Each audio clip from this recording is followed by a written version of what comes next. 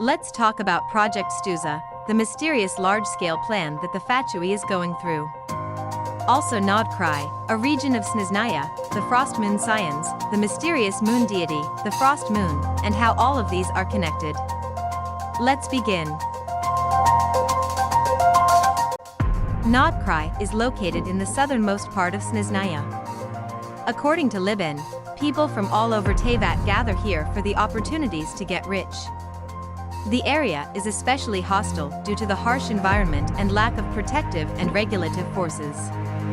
There is no court of law or official government organization in Nod-Krai, and the Voynich Guild is the strongest force there. It maintains law and order there and helps travelers.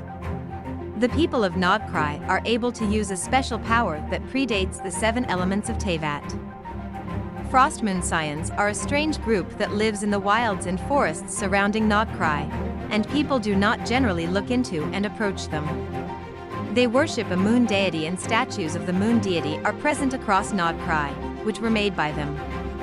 It reveals there are an entire group of people on Teyvat that worship an entity older than the Archons themselves, which is one of the 3 moons of the ancient dragon civilization.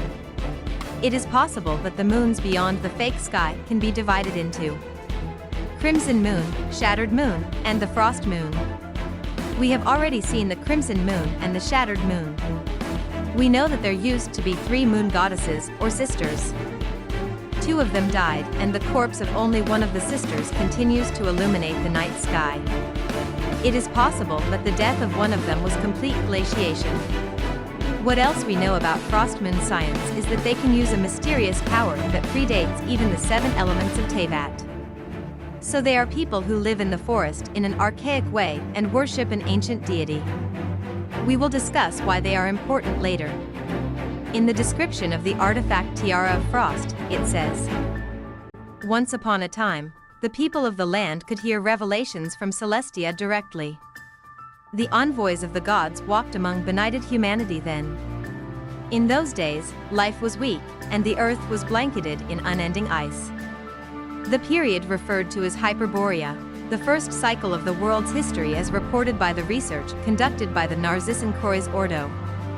It represents the happy era when humanity was born and was free to wander the vast earth for the first time, in an eternal golden age, far from sin." Now let's talk about Project Stuzha. Project Stuzha is a large-scale mission that the Fatui is going through. A project so important that multiple Herbingers are taking part in it. The word Stuzha translates to cold in Russian. In the interlude teaser, "A Winter Night's Lazo," Pierrot says at Rosaline's tomb. But Rosaline, I promise you, your final resting place will be the entirety of the old world. In the Shirveda Jade Gemstone, the Tsaritsa says, "Sorry, to also have you shoulder the grievances of the world. Since you could endure my bitter cold, you must have the desire to burn? Then, burn away the old world for me." By this they might be talking about ending the current world and returning to Hyperborea, the first root cycle. In the prophecy of cycles theorized by the Narcissan-Kroi's Ordo, they said, the Narcissan-Kroi's Ordo believes that people continuously refine themselves through samsara cycles. These include Hyperborea, Natlantian, Remuria, and the first half of the 4th samsara, Chronarya, which we are presently experiencing.